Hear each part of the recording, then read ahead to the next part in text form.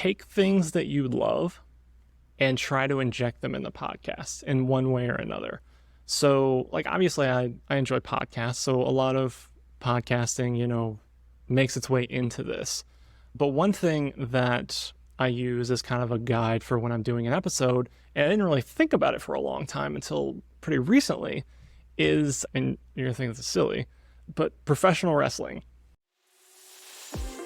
This is Recorded Content, a podcast for small, scrappy B2B marketing teams who want to get the most out of podcasting.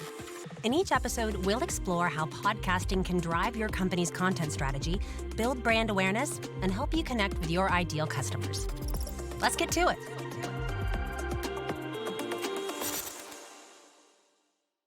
Hey, this is Ben. I'm the Managing Director of Podcasting at Motion and your host for this episode of Recorded Content. Recorded Content is brought to you by Motion, a done-for-you podcast agency for small, scrappy B2B marketers.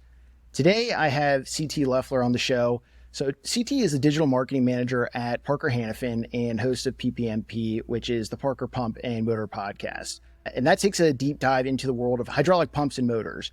So CT not only serves as the host of PPMP, but also produces, edits, publishes, and monitors the show, which I believe averages about 800 unique downloads per episode. So I wanted to bring CT on to talk about his experience launching and growing PPMP and really dive deeper into his process for producing and hosting the show. So CT, thanks for joining me here.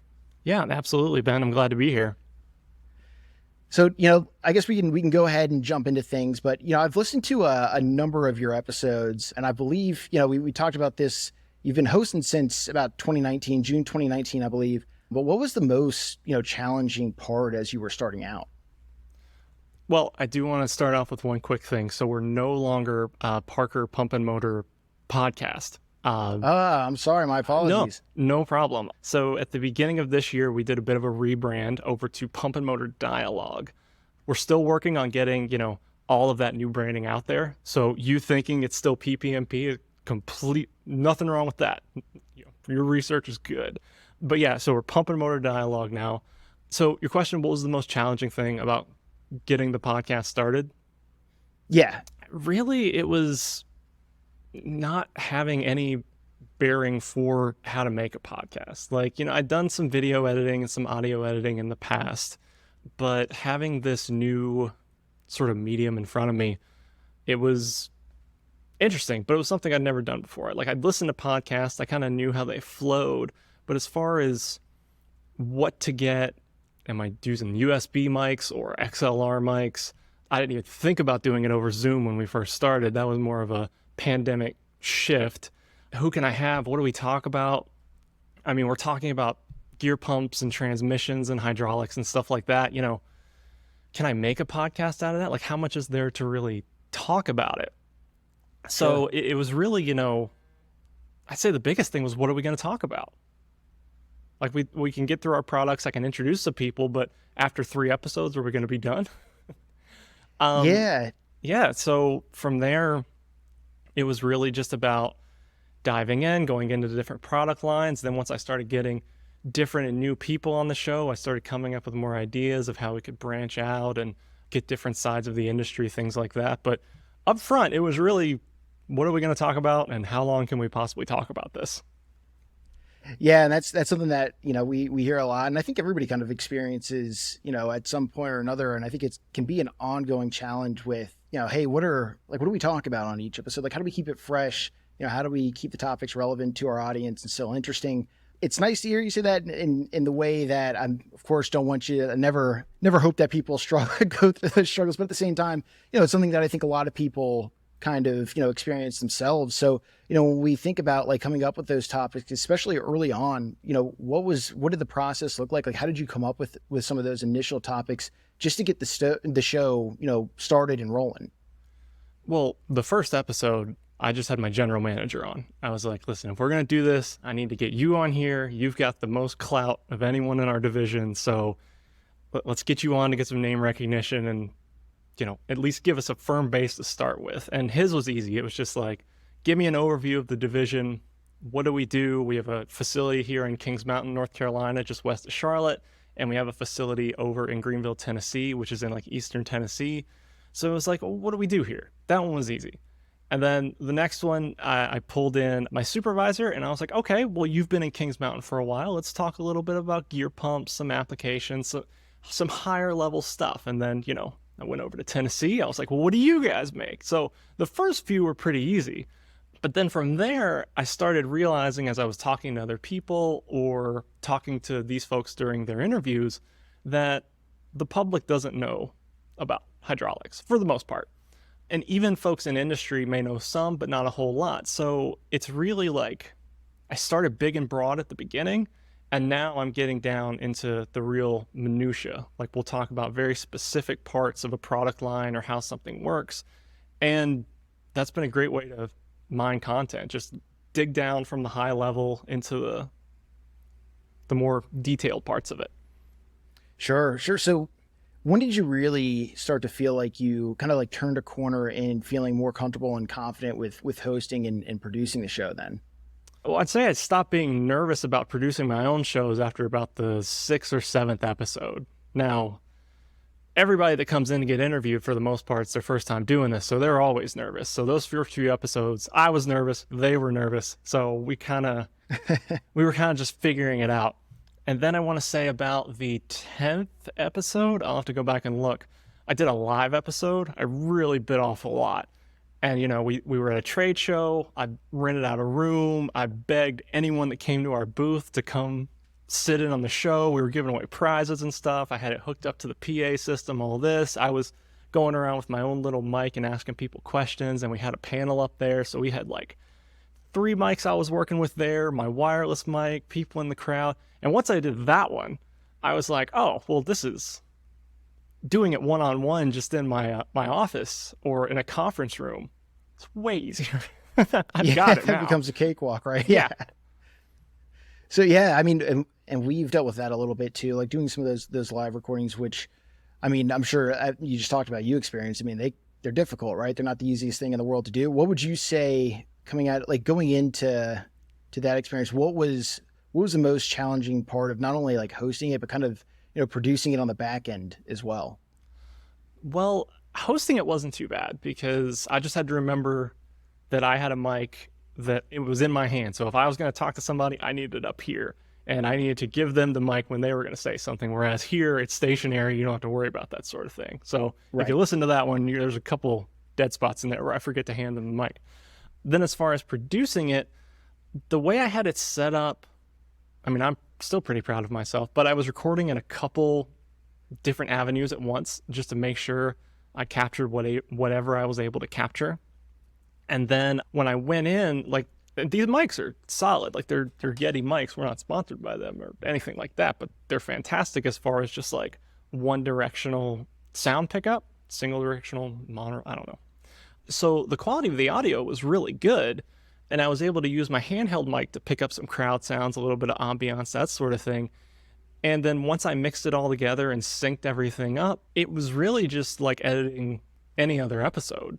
It was just, you had 3 people up on stage that could potentially talk. Now I did have to tell them, I was like, don't talk over each other, one at a time. If someone else is, it's just like elementary school. One person talks at a time and everybody else has to be quiet.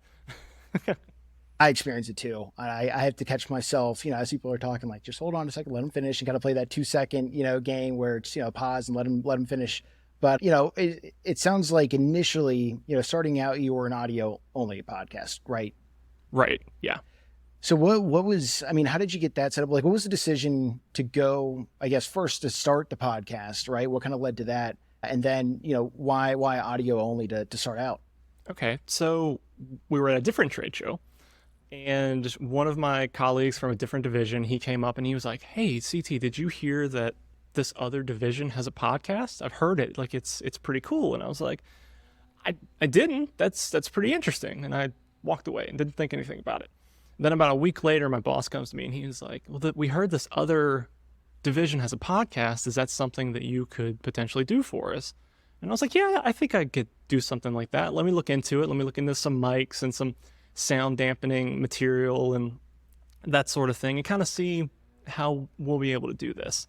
Now, I had no idea, but it seemed feasible. I was like, if I've seen that everyone's doing podcasts now, people no different than me. Surely I can figure this out.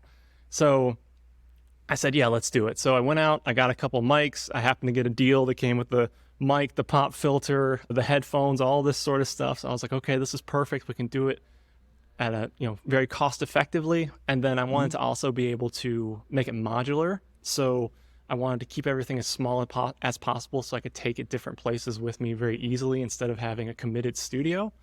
So yeah, I got the stuff. I did a couple afternoons of testing, just me talking into a mic, 1 2 1 2 1 2 1 2. I got one of my teammates in here to just kind of do a dry run with me to make sure everything was recording. And then once we had all that, we dove into it. I mean, it's not the best quality episode, the first couple there, because I was still trying to figure things out.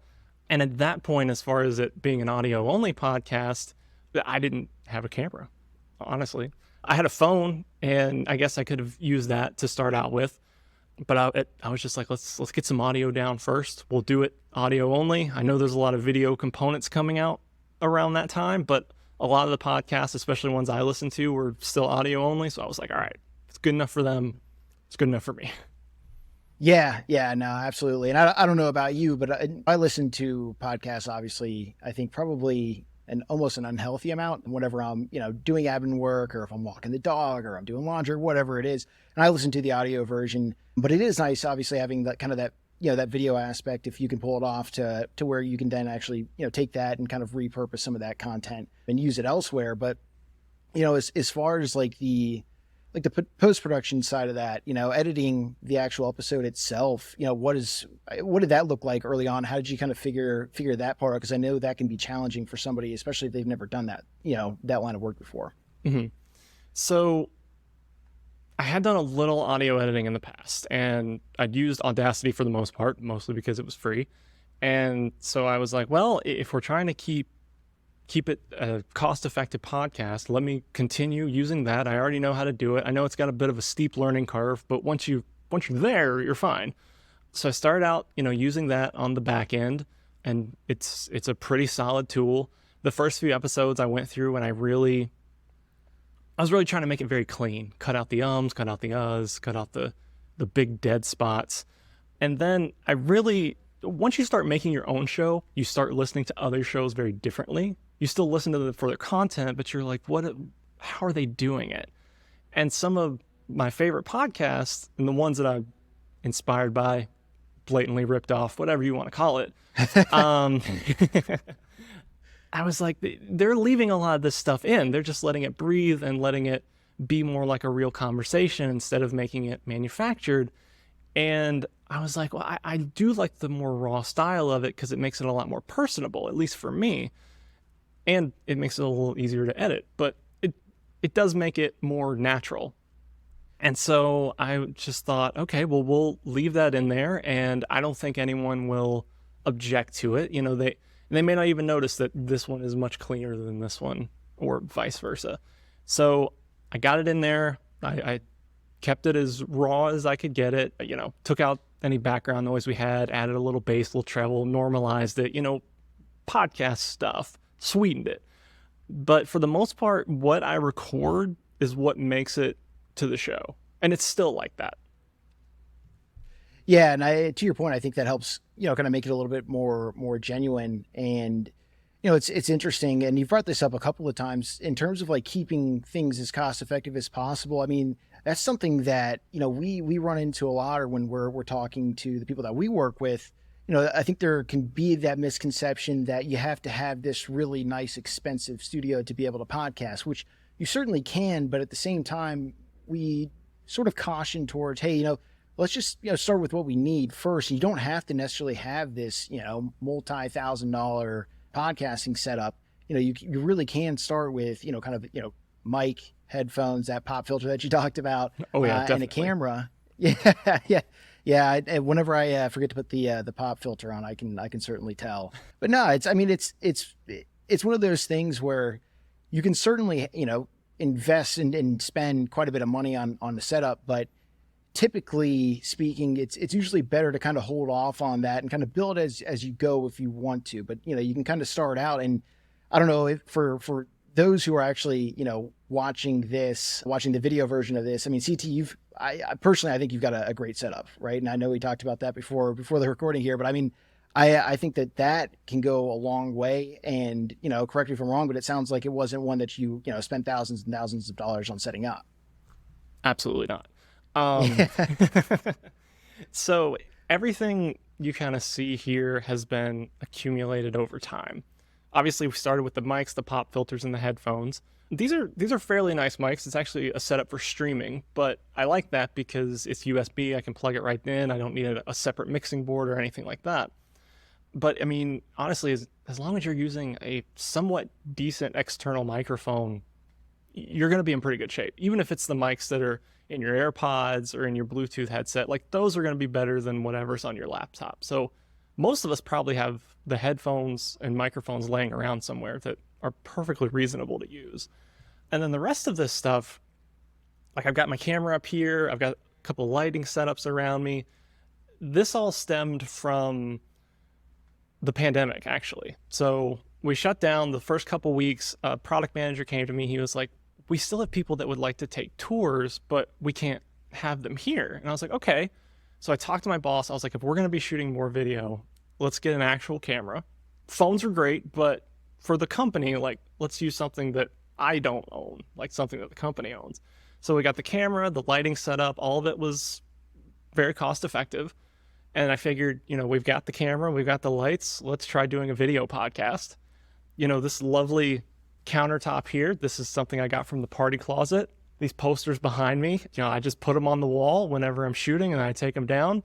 These are display units, so you need a little decoration on your table, so you might as well show off your products. And then like these lights that you may see doing a nice little YouTube ambiance glow behind me, those are from a party that we have every year for our legacy employees. And I'm on the party committee, and I was like, can I have like 4 of these to, make my background pop a little bit? So it's all kind of just been accumulated little by little over time over the last 5 years or so. Nothing was bought outright. Nothing was more than $150 at one time. And even this, you can be more cost effective than this if you really want to. If you want to use your phone, go for it. I mean, the phones are great. Yeah, no, and so I might be a little bit off here, but is it, so the party you're referencing, I heard, I think it was on the episode you did with Stephanie. Is that the one where the employees actually like do the catering or the serving? Yeah. Oh, no, sorry. The catering serving, that's just like Thanksgiving. Gotcha. This party is for folks that have been here 10, 20, 30 years, and we have a party every year. Retirees can come back. So it's like a big, nice affair. We rent out a nice ballroom, and part of the ambiance got to have some uplights. Yeah. Well, we don't use them the rest of the year, so let me grab them out of the closet. See, I love that because it's it's creative, and it's one of those things where it really goes to show that you don't have to spend all this money to kind of have that initial setup, or even a setup that you use over time. I mean, it's as long as you're in a place where you feel comfortable as the host, I think, and as well as the guests, and it's a professional enough environment. I mean, the biggest thing is getting on and recording and making sure that you're putting out something consistently, right? Right, exactly. And so, one of the things that has really stuck out to me with your show is kind of the structure of the show, right? So you start out with a welcome to the show, kind of where to learn more, and then a summary of kind of what's to come before jumping into the interview and the meat of things. So one of the things I wanted to ask about was, how did you actually sit down and kind of develop the structure of that show? Well, I wish I could say it was an in-depth, thought-provoking process, but one of my favorite podcasts is WTF with Mark Maron. It's basically his structure. I love that. Honestly, I took a lot from that podcast, if we're being 100% truthful here. But I like how he came in, did a little ad read, had his intro, welcomed everyone to the show, talked a little bit, said what you were going to do, cut to the interview, had a mid-roll read, rest of the interview, exit. It was clean. It was nice. Gave a few breaks in there for the listener, which as a listener you appreciate, because sometimes even if you're interested, it can be monotonous just listening to something over an extended period of time. So yeah, I wish I had a cooler answer for you besides I just ripped it off someone else, but that's it. And I personally think I think it's a cool answer because it's something that I do as well as I listen to podcasts. I mean, you talked about it earlier. Once you start podcasting, you sort of start to listen to, different shows in a different kind of light, right?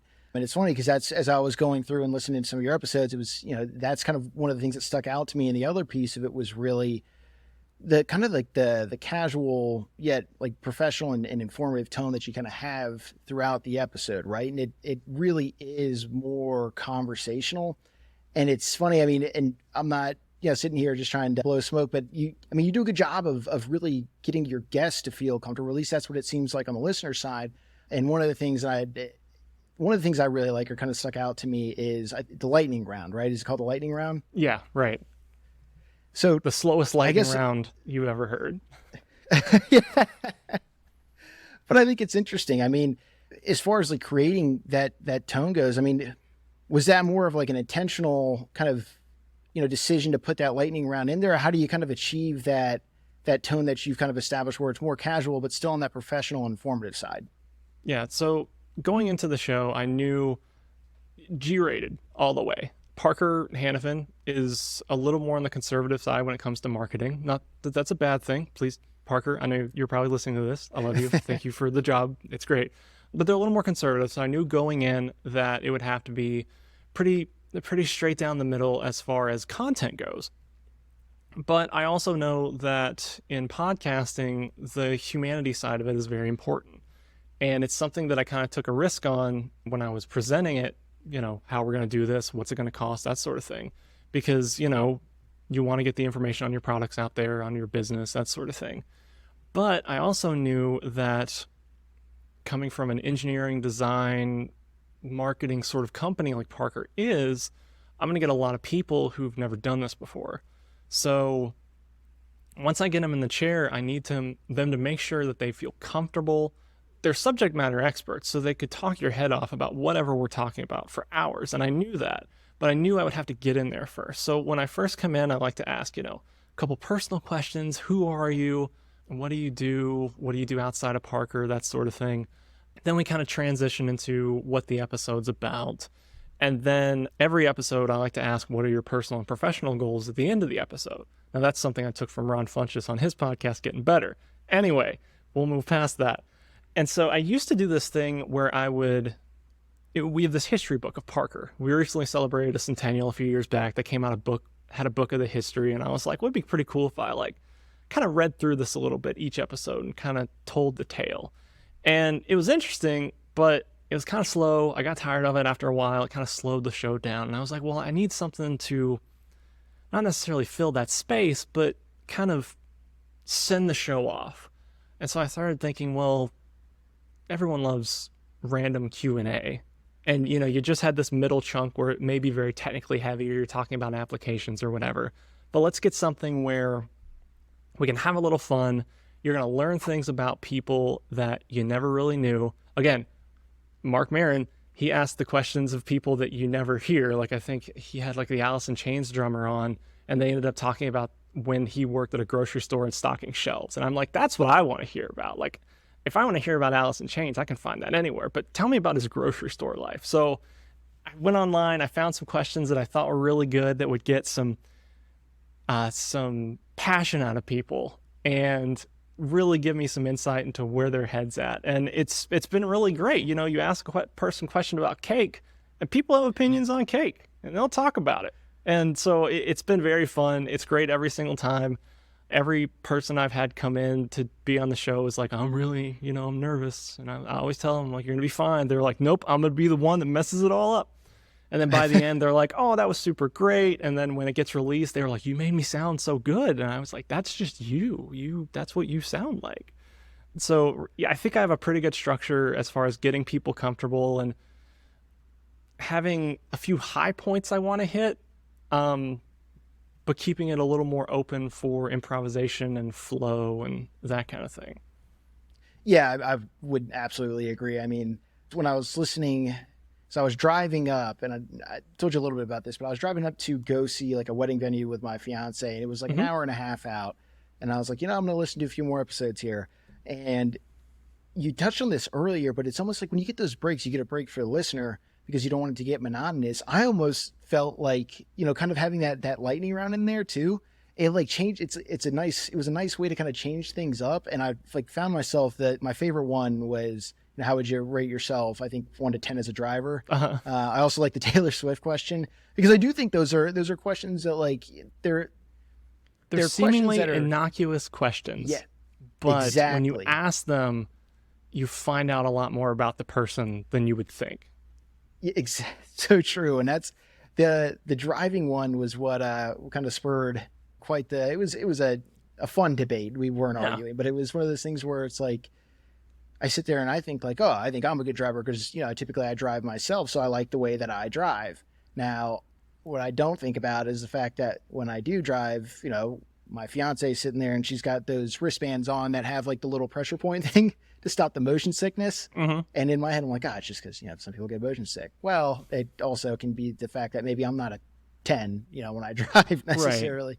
Yeah. But no, I mean, I thought, at least like when I was listening to the show, that was something that really stuck out to me. And I was like, this is a great way to kind of lower those guards and shields for people and get them comfortable and really, open up about not only themselves, but then it makes it easier for them to kind of talk about who they are, what they do. And, they're a subject matter expert, like you said. So it makes it easier for them to kind of flow into that and really step into the conversation as themselves, as opposed to, them self-presenting maybe. Yeah. And I think it's nice for the listener because, again, hydraulics is a very, very niche thing to talk about. And if I can put some stuff on the front and back ends that may have a bit more of a wider appeal, I can talk about our products, our applications, and hydraulics and all that. But also it's got a little more of a broader appeal for folks as well if they just want to listen and, maybe learn a little about hydraulics, or they just kind of skip through that part and listen to the back ends, or if people want more technical stuff, they can listen to the center. So I try to make sure it has a little bit for everyone, just so it's fun to listen to. Yeah, no, I mean, it comes through. I mean, it's one of those things where, I walked away from it and was ready to, I listened to not only just, 1 or 2 episodes, but it's one of those things where it starts, plays to the next one. It comes to be less of just like learning, but more of kind of like learning about hydraulics basically, and more into kind of like the personalities of the people. You're starting to learn about them, who they are. And I think that helped or at least give me kind of an idea of who you are kind of as a company and kind of the culture there, which is a difficult thing, or can be a difficult thing to do, especially, as you first kind of start out podcasting. So I guess one of the other questions that I had was, as far as like the cadence go, right? Like there's plenty of shows out there and they're all different, different release schedules and things like that. Some of them can be multiple times a week, which can be very difficult, in my opinion, to kind of keep up with. But then, weekly, bi-weekly, monthly. How did you kind of sit down and determine what your cadence was going to be? Okay, so, I will say I listened to, I think it's the most recent episode with Leah. Yeah, Leah's great. Yeah, I listened to that just to kind of get a feel for this podcast before I came onto it. And she said that if you're going to do a podcast a week, it might as well be your main job. And she's absolutely right. So I knew that was 100% out, because this isn't the only part of my job. So we started out with once every 2 weeks, or twice a month, really. And that was a lot. But I think starting out, it was a pretty good cadence for us because it let us build the audience, start to kind of give a pace of how we'd be releasing things. It allowed us to introduce our products and our people fairly quickly. And then after about 2 years, I was like, okay, twice a month is a lot. So when we started our 3rd year, I pulled it back to just once a month. And that allowed me to think a little more about who I wanted to have on the show. It allowed me to act more out of planning instead of maybe desperation. Because, for me, I make a show, I produce it, I send it to a couple of my managers, I have them listen to it before we ship it out, just so we can kind of make sure we're not saying anything we shouldn't, because, we're still a business, we have competitors, and, we want to make sure we're in line with brand standards and marketing standards and that sort of thing. And twice a month is a lot, because I'm asking my managers to listen to it, I'm having to listen to it, produce it, do all that. Whereas once a month, now I can if I shoot it at the beginning of the month, it gives them a couple weeks to listen to it, or I can circle back and be like, hey, could you listen to it? The folks that were interviewed can listen to it. And then I can get it out there without feeling the pressure of, oh no, I've got another one coming up. My deadline's coming up. And once a month allows me to be a little more flexible just in case I can't get one in time. Like I can release it maybe the next week. And even though it's not the last week of the month that I shoot for, it's still pretty close and I can get it in there and keep the episodes rolling out. Whereas you do it too frequently, they tend to pile up, or they can pile up. Yeah, and I love that because it's, even for me, right? Like, and podcasting is such a large part of my job, obviously. Now, of course, we work with a number of other clients to help produce their show. But if you think about it, if podcasting is, I'm managing director of podcasting, but our show is a bi-weekly, right? Right. And so while I sit there and I think, oh yeah, I'd love to do it weekly. To your point, it's not always feasible. And then as things start to pile up, as life gets in the way, people have, things happen. You don't want to miss out on, you don't want to be missing episodes, right? I think it's really key to have that consistency so people kind of know when to expect the next show. And then if you miss one, or maybe you miss two, it might not necessarily be your fault, but at the same time, then people don't really know, is the show still going? Is it, when is the next episode coming out? When do I tune back in? And that's something that, as I was going through and I noticed, kind of going on that monthly cadence, I like that. I like when people they know kind of what to expect, and that podcasting is not easy. And if you can really kind of bite off the right amount of it, I think that really helps kind of maintain the integrity of the show, and obviously can kind of extend, the lifespan of it as well, because then it also helps prevent some of that podcast burnout for people, because right. You don't want a situation where it's every week, okay, now I got to find somebody for the next one, while somebody like you, CT, you have other responsibilities that you have to juggle as well outside of podcasting, right? Exactly. Yeah. And also to that point, I noticed through the first, we'll say 30 episodes, we were doing them every couple weeks. Once you get quite a few out there, you can start to see some trends. And I noticed that during December, January, listenership fell off because, people are on vacation, they're on holidays, and they want to listen to, fun podcasts, not hydraulics podcasts. And that's understandable. And then I also saw it during July, or, because of July 4th. So if I'm putting out 2 to 3 episodes within a 6-week period around the late June, early July, even if they're absolute bangers, people won't listen to them around then. So I've found that, if we start our first episode in February-ish, we go through the year, maybe we'll release one June, July. We'll kind of see how it's feeling. And then we end late November, early December, and then we take a couple months off. It's nice to recharge because I don't have to think about doing podcasts during the holiday season, but also we're not throwing great topics out there to a public that's not as engaged simply because there are holidays around. Yeah, no, and I'm glad you bring that up too, because it can also be, if you're a guest based, or if you have guests typically join the show, and you're not just kind of, solo podcasting, it's also hard to, during those months, it can be hard to find, people to be able to have that time to come on to the show. Oh, absolutely. So, yeah. And so if you can kind of plan that out within, your release schedule, it does a few things where, you can kind of get an idea of, hey, if we're going to take a break during these months, kind of our listeners or our audience, they know what it's going to be. And then it kind of allows you to message that. But then at the same time, to your point, it allows you to kind of recharge the batteries. And that's a very real thing, at least in my opinion, especially when you think about kind of the longevity of a show. It's typically not, day one or episode 1 is not going to be the same as episode, 50, 100, what have you. Right. And big reason for that is because I think, as not only for the audience, but also for, the host, you have to find different ways to kind of keep it, fresh and fun. So have you kind of run into that, or how have you done that over the years? Because you've been podcasting again since 2019. So, you've been doing it for a few years now. How am I keeping it fresh and fun? Yeah.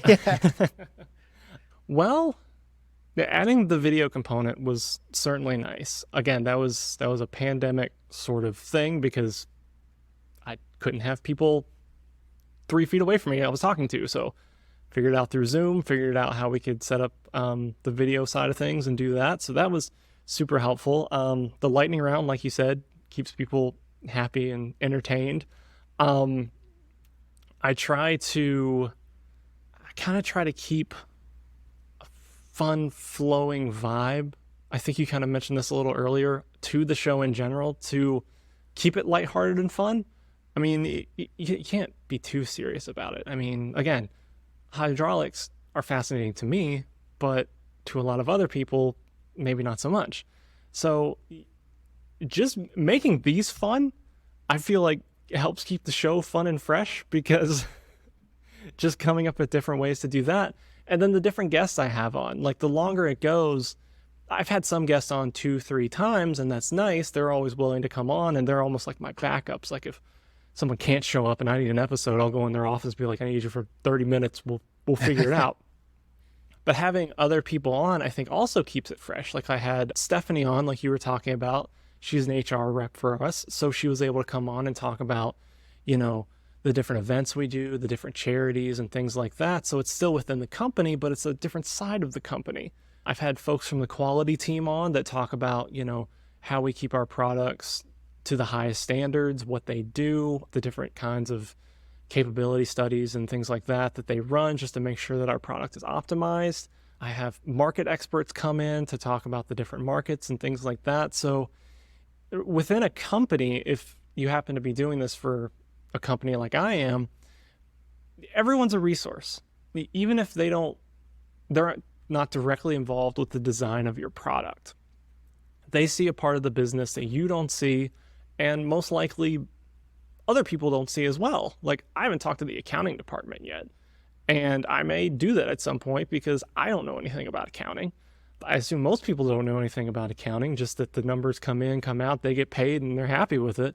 But seeing that side of it is something new and something different. So until I've exhausted all parts of the business, I feel like there are always different ways to inject something new into it. Yeah, absolutely. And that was the last episode, I think is John Rector. Yeah.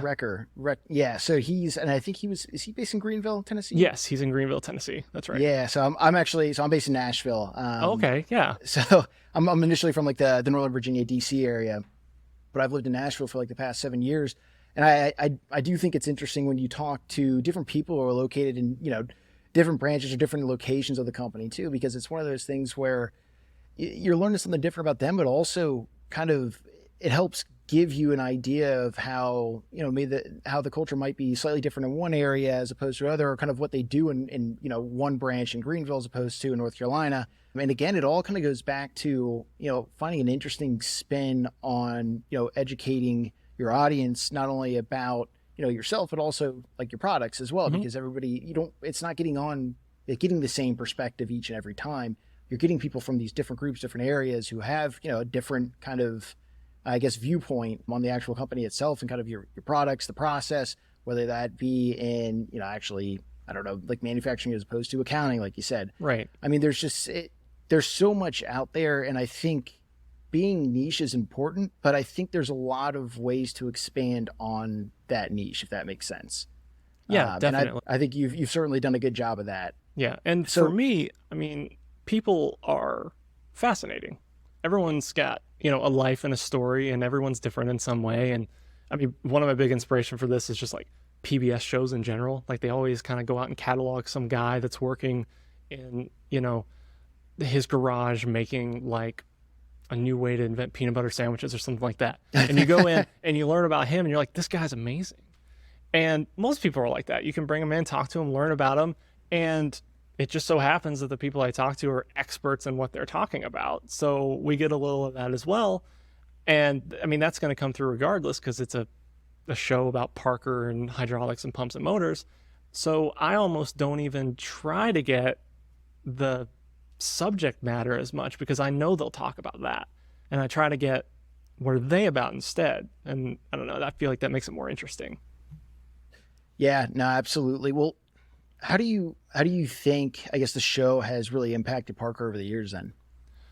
I think it's had a very large impact. So I'm not trying not to toot my own horn here. So we're not the first podcast that Parker's ever had. I think we're like the third or fourth.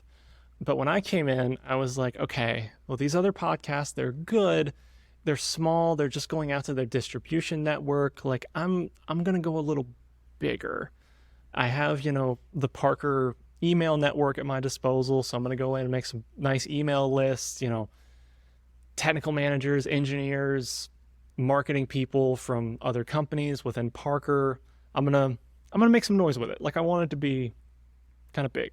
And so I start putting out my podcast and it's going pretty well. I mean, when the first episode got over 100 downloads, I was shocked and thrilled. I couldn't believe it.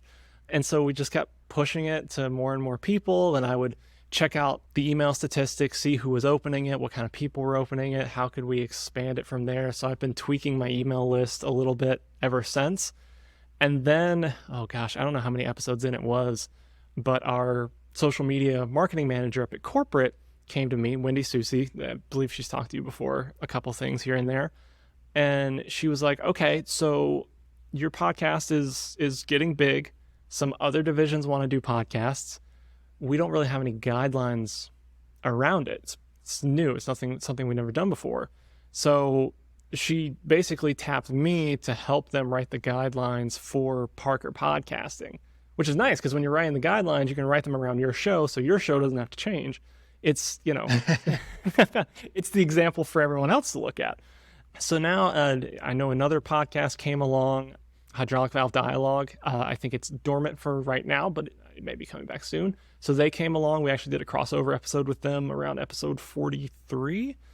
There's a couple more podcasts from divisions that have been inquired about. I think there's a corporate level podcast that's come about just because of us. Our little podcast, at the division level has spurred this whole kind of movement within Parker, which again is crazy. Like I can't believe it that I'm being asked to, help write the guidelines at the corporate level.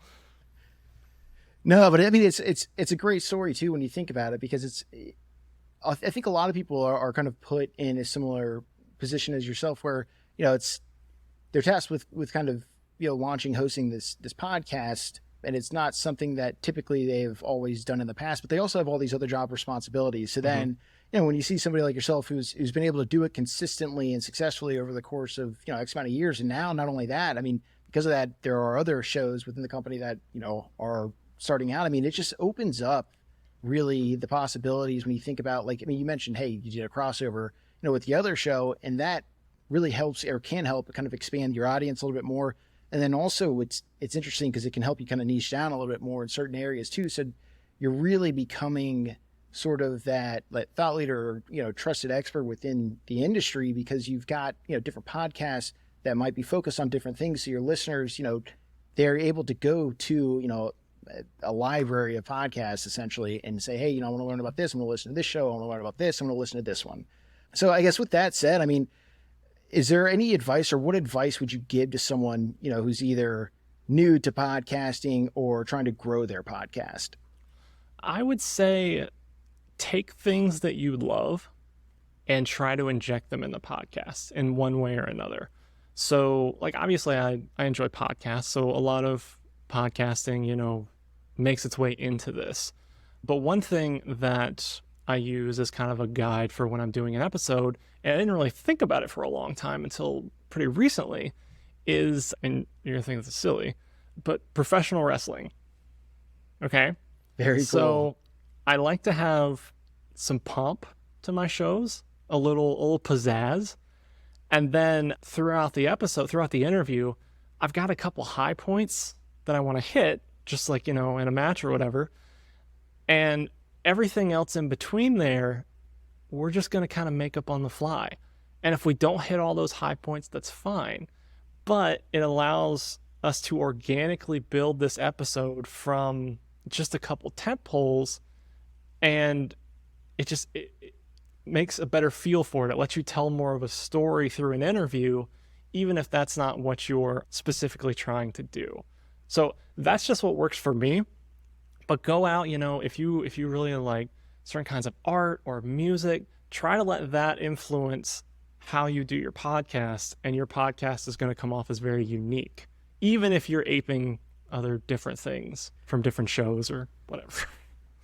Yeah, no, I love that. It's almost like you can still take things from other shows, but you're still putting your unique spin on it, Right. And I think that is something that can be a challenge, especially as you're starting out, where it's like, I want to start a show, but how do I make it, my show, or how do I make it our show and have our identity, kind of our brand on it, and keep it, how do we do things differently, from somebody else that's going to say, hey, we're worth the audience's, time to actually plug in and listen. So, I guess with that said, I think it's a great spot to end. I know we're coming up on time here. So I guess where should people go to learn more about you and the show? Well, the show's available anywhere that you can download podcasts. So, Spotify, Apple, iTunes, Apple Podcasts, Google Podcasts, iHeartRadio. I guess no longer on Stitcher, which was my favorite, but no longer on Stitcher. So Pocket Cast. Anywhere you get podcasts, you can find the audio version. We started putting the video versions on YouTube under the Parker Products and Support page, but you can just Google Pump and Motor Dialogue and you should be able to find it wherever you want to listen to it. Awesome. Well, thanks again, CT. I really appreciate you joining me today. It was great having you on Recorded Content. All right, absolutely. Thank you, Ben. Thank you. And that's a wrap for this episode of Recorded Content. This show is produced by Motion, a full-service podcast agency that's all about working with B2B marketers. Starting a podcast is hard, but it doesn't have to be. Visit motionagency.io and get everything you need to launch and grow your customers' favorite show.